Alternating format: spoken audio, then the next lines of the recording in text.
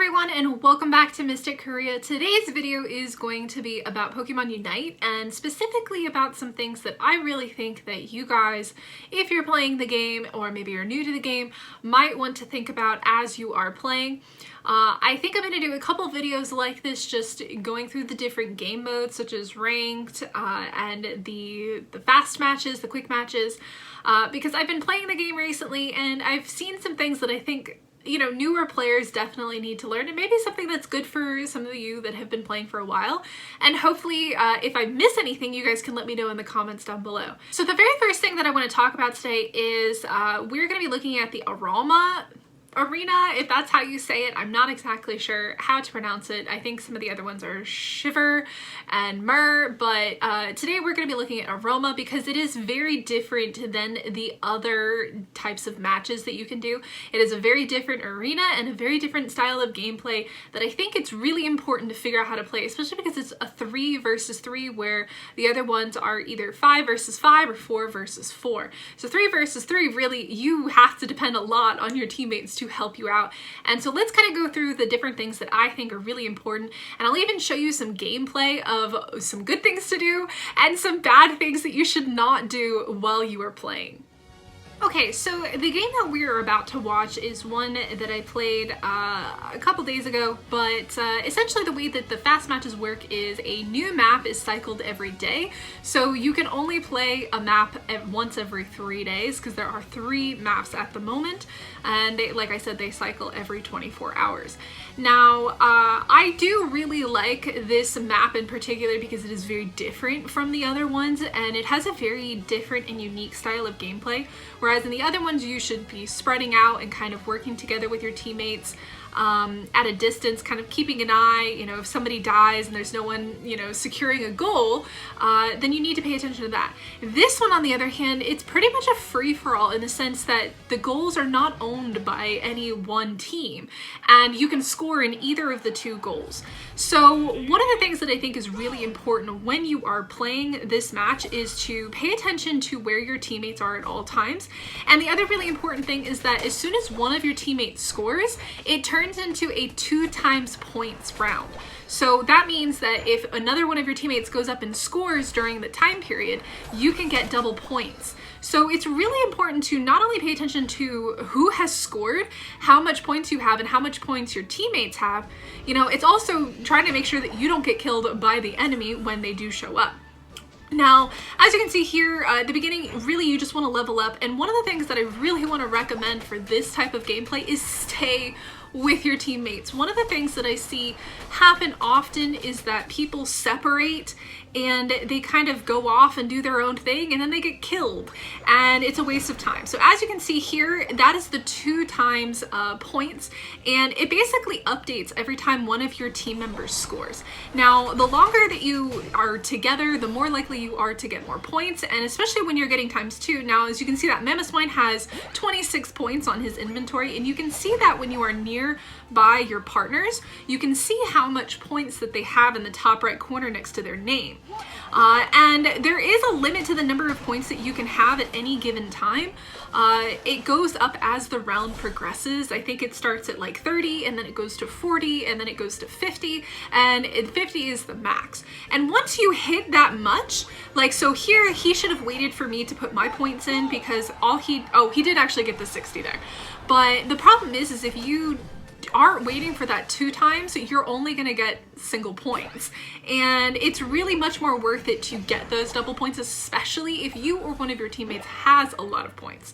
So that is kind of like the main thing about this round, because it does give you the 2 times. And normally most rounds only give you the 2 times in the last minute of gameplay, but for this type here, it really is something that you really need to pay attention to your teammates and work together with them, and if you can do that, then you will be able to score a lot of points. So as you can see here, I'm waiting to see my teammates. I have 38, he has 24. I'm gonna wait for him to go ahead and do the 2 times, so that way I can double my XP. And that is really the way that you should be playing this, is staying with your teammates, staying together, not kind of going off on your own. Obviously this Mamoswine is is kind of fighting by himself over here, and you really have to pay attention to not only yourself but also your teammates. Because if you don't, then you're not going to win. If you're just off playing by yourself, unfortunately, it's not going to go very well for you. So that's really kind of the thing that you should be focusing on, and just trying to score as much 2 times points as you possibly can. And really a lot of it switches back and forth. Now, as you can see, once another player has maxed out their points on the map, you can actually see them. All right, so that Venusaur has 50 points. And if that Venusaur is able to score times 2, that's going to be 100 points in their bank. So it's really important that you try and take care of those enemy players when you do see their numbers pop up on the board. So obviously my teammates were able to kill the Venusaur and prevent that from happening. But the more you work together with your teammates and you kind of pay attention to where they are, the better you will be able to kind of play and win the game. So obviously you can see that one teammate's all the way up in the top left-hand corner, and he really should be down here with us, which is where he's coming. We're trying to take out this guy here who I think has max points. Yeah, he does have max points, and we took him out. So, and there, oh no, he just ran out of time. He should have waited just a few more moments for us to refresh the timer on it before putting that in. So yeah, that's kind of the main parts of this, and obviously these matches are very short. There's only 3 people, so it's really important that you work well with your teammates and you pay attention to where they are and you try and support each other. One of the most frustrating things is when people just go off and do their own thing. So as you can see here, you know, it's really just about getting those points, working together, trying to support each other, and yeah, I mean, I think this round is probably my favorite just because it's very intense and it goes very quickly, and there's a possibility to score a ton of points during the round. So now, as you can see, time is almost up and we're not really going to be able to get that much more points. But also timing your Unite moves as well is very useful for the game, depending on which Pokemon you are playing as.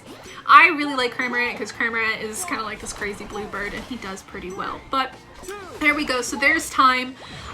We've done pretty well in this round. Let's see how many points we got. We really prevented the other team from, you know, kind of making a lot of points, but also they didn't really make the most of the points that they were able to get with the 2 times. Alright, so this next game I'm going to show you has some examples of some things that I really don't recommend doing, or things that really you should try to avoid doing. It's not the worst by far. I actually had a really bad example, but it had no sound, so I decided not to use that. But what we're gonna see here is kind of just some things that you should do, some things that you probably shouldn't do, and just things that you should try to think about and pay attention to during this gameplay. One of the things that I really recommend that you do, and this group did it really well, is simply by going different directions in the starting zone and not trying to compete with each other for the points and the XP to level up your Pokemon, because you are on the same team. It's not a competition amongst yourselves, unless you really think that way.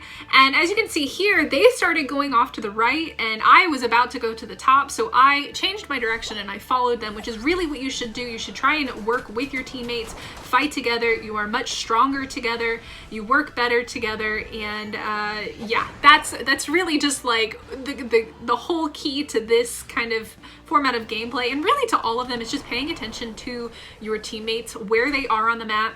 And you can see them in the top left corner, you can see where they are, you can see where you are, who's scoring where, and really just try to stay together. Now, as you can see, Gibble has gone off into no man's land and Gibble got himself killed.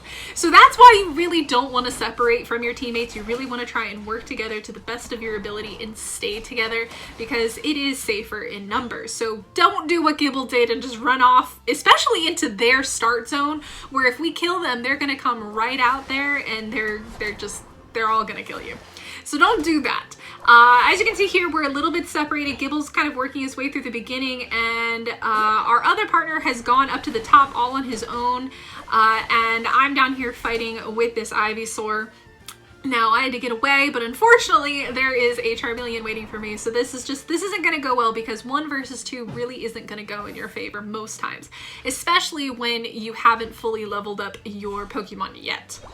So taking a look here, come back in. Now, as you can see, I've got one partner to the right and one partner to the left, which means that they are separated and they are not working together, which is not going to go well. And there we go. The Garchomp or Gabite is now out. So I went up to my other partner up here and I went ahead and we're working off of this stop here. Now, as you can see, our one guy is being chased by literally the entire other team up in the top left corner, and he got killed. Now, Garchomp should be kind of trying to stay near me, but he looks like he's taking on Regigigas, and I'm just gonna sit down here and get some points back while we wait for our teammate to respawn. Yeah, fighting Regigigas with just one person, even if it was just two of us, isn't probably going to go very well. He's getting chased, and now they're coming back this direction. The other thing you can do is you can see your partner's health in the top middle of the screen, kind of by the time left in the game. And this Venusaur is absolutely shredding me. I'm trying my best, and I got him. He killed me, and then I killed him, courtesy of my Unite move. So as you can see, they're sticking together, which is a good thing, but they're going to need to move in the direction of one of the things. It looks like he's going up. So really staying together here is the key. As it's really the main way to progress in the game, and obviously he's gone and decided he wants to fight them again, which is just silly. As much as you may want to fight to the other team, it doesn't always work out very well for you in this round, because the main point is to score points. But I think really the most important thing of this type of match is to work together with your teammates. And that, I think, is really the important thing. So there's one other match that I kind of want to show you, and I think that this one is a really good example of how you can work as a team even if one of your teammates isn't actually playing. So in this particular round, we were partnered with a Froakie, and Froakie just went AFK.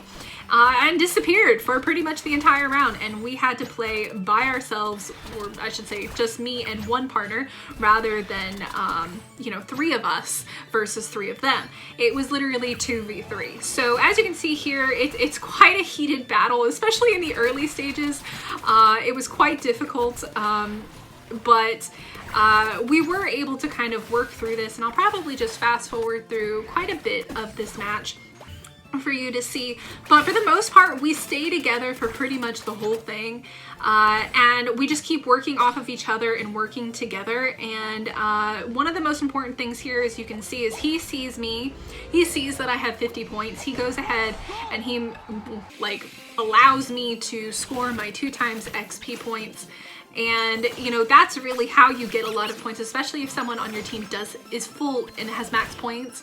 Let them get 2 times. Like, it's so much more important to get 2 times on 50 than it is to get 2 times on 20, because it's more than double the points.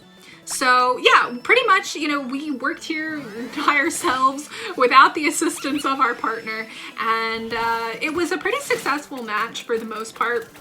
There were a couple deaths, but really because we were able to work together and we paid attention to where our partners were on the map, we did pretty well. And we ended up winning the match by almost double the points. So 2 good people that are actually paying attention to each other, to the map, and to kind of the things that you really should be paying attention to will serve you much better than 3 people that are playing on their own, playing solo, and not working together. Because I guarantee if you don't work together, it's not going to work out for you. So that is kind of my list of tips. You know, share the kills at the beginning. Let everybody get XP so that everybody can level up and they can fight effectively with each other. Go for those 2 times XP points and make sure that the person with the most points currently in their inventory is able to get those points and to get the 2x for that. Make sure that you stay together. Go for those high point kills, especially the Abras on this map. They give you about, I think, like 20 points per one, but the problem is that they do teleport away, so you do have to kind of hunt for them a little bit. And just really make sure that you're working together and paying attention to the map and where your teammates are and where your enemies are, and working together, because that is the point of this one. It's not to go and guard separate goals because you're just going to get yourself killed and you're just going to sit there on the respawn timer forever. So I hope you guys found this very useful. These are just my tips and tricks. If you have some other ones for this particular map, do let me know. I've seen a variety of different Pokemon used on it. I personally just like Cramorant because he's an attacker and he's just fun to play. But do let me know if you have anything else, and hopefully I was able to help you out with this video. If you did like it, please hit that like button, and of course subscribe if you're new to the channel, and I'll catch you all in the next one. Bye!